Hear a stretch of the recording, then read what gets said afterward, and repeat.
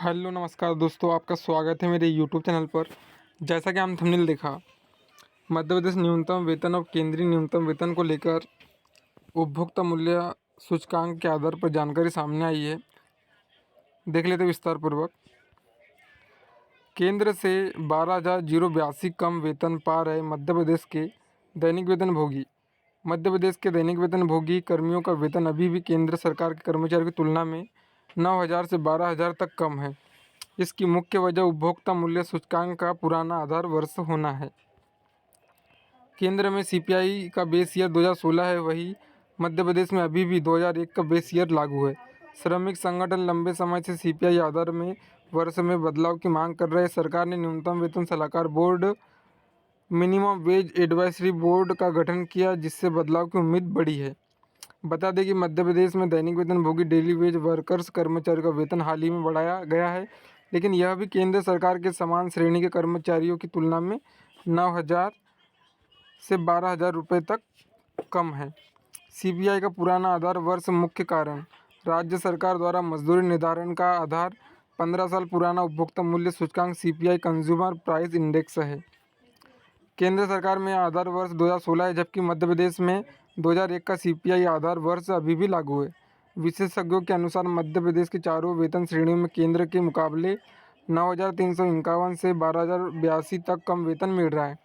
श्रमिक संगठन लगातार सीपीआई का आधार वर्ष केंद्र सरकार के समान करने की मांग कर रहे हैं। यह सारणी वर्ष 2001 और 2016 के आंकड़ों के आधार पर विभिन्न श्रेणियों के वेतन अंतर को दिखाती है। यह श्रेणी वर्ष 2001, वर्ष 2016 और अंतर: अकुशल 10,175, 19,526। इसमें अंतर है 9,351 रुपये का। अर्धकुशल में 11,032, 21,632 में 10,600 का।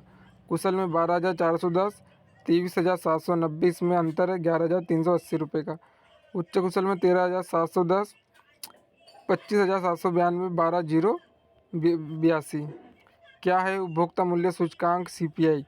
भारतीय मजदूर संघ के प्रदेश मंत्री राजन नायर बताते हैं कि सीपीआई एक महत्वपूर्ण आर्थिक पैमाना है।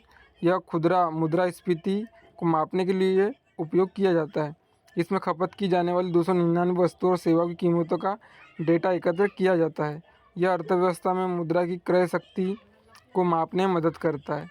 वेतन विसंगति को सुधारने के प्रयास: मध्य प्रदेश सरकार ने 6 महीने पहले न्यूनतम वेतन सलाहकार बोर्ड का गठन किया है, जिसमें श्रमिक संगठनों के प्रतिनिधि भी शामिल है।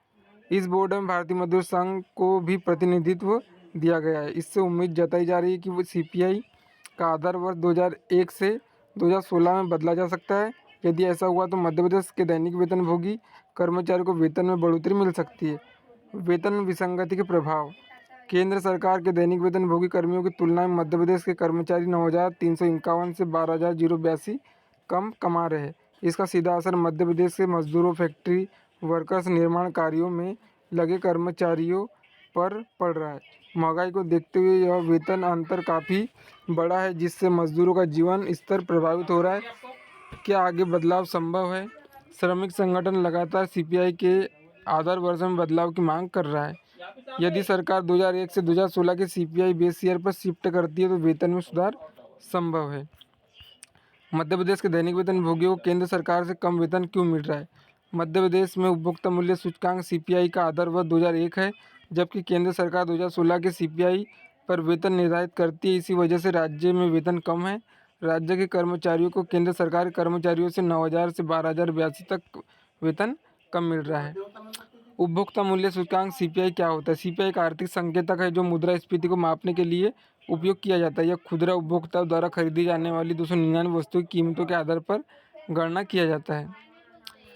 बहुत विसंगतियां हम आशा करती है बहुत जल्द दूर हो। धन्यवाद।